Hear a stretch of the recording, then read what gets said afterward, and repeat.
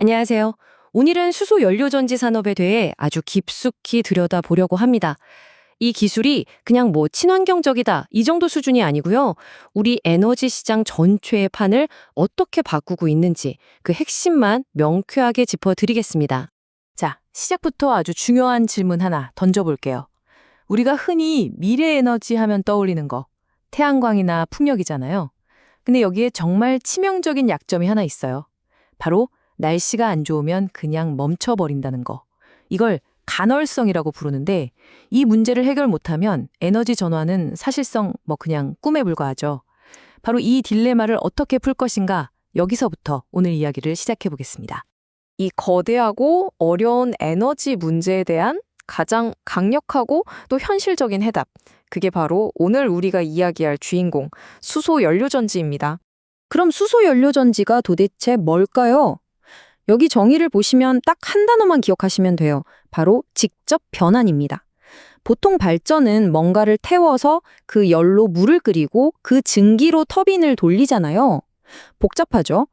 근데 연료전지는 이 연소 과정을 아예 싹 건너뛰고 그냥 화학 반응만으로 바로 전기를 만들어냅니다. 그러니까 에너지 손실은 확 줄고 효율은 다른 것들과는 비교가 안 될 정도로 높아지는 거죠. 이걸 가장 쉽게 설명하는 말이 바로 이거예요. 아무것도 태우지 않는 발전소. 연기도 안 나고 재도 안 나오고 오직 깨끗한 물만 나오거든요. 기존의 화력발전소랑은 시작부터가 아예 다른 개념이라는 게 확 와닿으시죠? 자, 그럼 이 기술이 왜 미래 에너지의 판도를 바꿀 게임 체인저가 될 수밖에 없는지 그냥 장점들을 쭉 나열하는 게 아니라 기억하기 쉽게 세 가지의 막강한 슈퍼파워로 나눠서 한번 살펴보겠습니다. 첫 번째 슈퍼파워는 바로 공간의 마법입니다. 다시 말해 땅을 어마어마하게 아낄 수 있다는 거죠. 특히 우리나라처럼 발전소 지을 땅이 부족한 나라에서는요, 이게 기술의 성공과 실패를 가르는 정말 결정적인 요소가 됩니다. 여기에 그림을 보시면 그 차이가 그냥 한눈에 들어옵니다. 왼쪽에 있는 연료전지는요, 비가 오나 눈이 오나 상관없이 24시간 365일 내내 꾸준하게 전기를 만들 수 있어요. 이걸 바로 기저발전이라고 하죠. 근데 오른쪽의 태양광과 풍력은 축구장 몇 개 크기의 땅을 차지하고도 해가 안 뜨거나 바람이 안 불면 그냥 멈춰버려요. 같은 면적에서 뽑아내는 전력량을 따져보면 이건 비교 자체가 무의미할 정도입니다.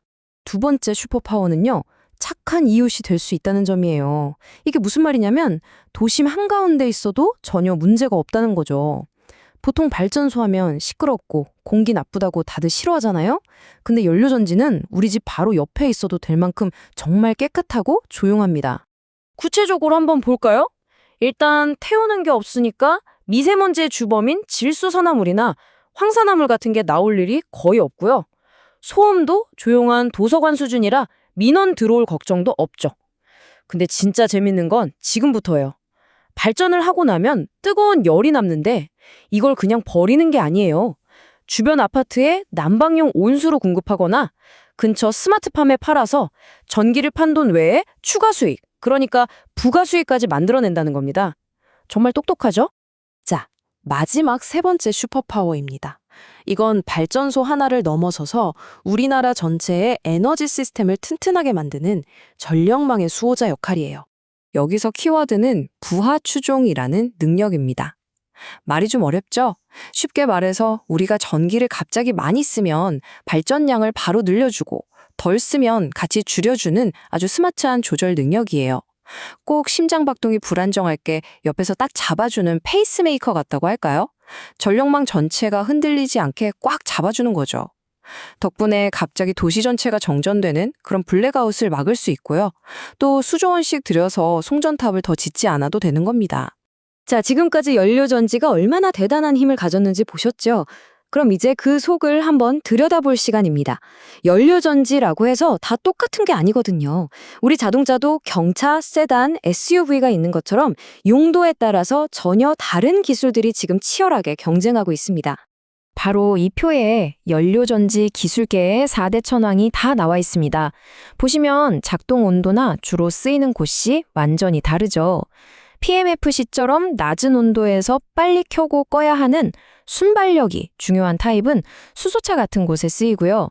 MCFC나 SFC처럼 아주 뜨거운 고온에서 묵묵하게 높은 효율을 내는 지구력이 중요한 타입은 대규모 발전소에 사용됩니다. 각자 역할 분담이 확실한 셈이죠. 그럼 이 중에서 지금 당장 우리가 가장 주목해야 할 기술은 뭘까요? 바로 PAFC, 인산형 연료전지입니다.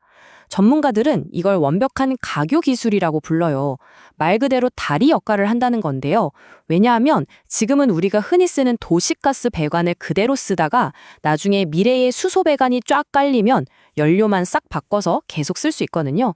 그러니까 가장 현실적이면서도 경제적인 선택지인 셈이죠. PAC가 사업적으로 얼마나 매력적인지는 아주 명확합니다. 다른 것보다 가격 경쟁력이 높다는 것도 물론 중요하지만 진짜 결정적인 건 바로 이 마지막 항목이에요. 자동차로 치면 엔진에 해당하는 가장 핵심 부품, 셀 스택의 수명을 무려 10년이나 보증해 준다는 것. 이건 사업자 입장에서 보면 와, 10년 동안은 고장 걱정 없이 안정적으로 돈 벌 수 있겠네 하는 확신을 주는 것과 똑같습니다. 리스크가 거의 사라지는 거죠. 자, 이제 기술 이야기는 잠시 접어두고요. 이 산업이 도대체 어떻게 돈을 버는지 그 아주 독특하면서도 안정적인 수익 구조를 한번 뜯어보겠습니다. 이 모델을 이해하시면 왜 대기업들이 이 시장에 그렇게 뛰어드는지 바로 아실 수 있을 거예요. 연료전지 사업은 크게 보면 이렇게 세 단계로 진행됩니다. 먼저 사업권을 따내고 발전소를 지어서 공급한 다음에 마지막 단계로 넘어가죠. 근데 여기서 정말 중요한 건 발전소 한 번 팔고 끝! 이게 아니라는 점입니다. 바로 이 숫자, 10년에서 20년. 이게 뭘 의미하는 숫자일까요? 바로 한 번 발전소를 팔고 나면 그 뒤로 10년에서 20년 동안 유지 보수를 책임지는 장기 계약, LTSA의 기간입니다. 우리가 프린터는 싸게 팔고 잉크로 돈 버는 모델 아시죠? 그거랑 비슷한데 그 기간이 무려 20년이나 되는 어마어마한 규모의 구독경제 모델인 셈입니다. 그래서 이 LTSA 계약이야말로 진짜 황금알을 낳는 거의 바로 캐시카우인 거죠. 한번 생각해 보세요. 올해 발전소 10개 계약하고 내년에 또 10개 계약해요. 그럼 그 다음해에는 무려 20개 발전소에서 나오는 유지보수 매출이 한꺼번에 들어오는 거예요. 이렇게 계약이 매년 눈덩이처럼 차곡차곡 쌓인다고 생각해 보세요. 경기가 좋든 나쁘든 상관없이 정말 안정적인 현금이 계속 들어오는 구조가 만들어지는 겁니다. 이 비즈니스의 진짜 매력, 바로 여기에 있습니다. 자, 그렇다면 이렇게 유망하고 대단한 미래 산업을 지금 현재 전 세계에서 누가 이끌고 있을까요? 그 글로벌 선두주자가 과연 어느 나라일까요? 정답을 들으시면 좀 놀라실 수도 있습니다. 바로 대한민국입니다. 이 압도적인 숫자를 한번 보세요. 전 세계 발전용 연료전지 시장의 무려 40%를 우리나라가 차지하고 있습니다.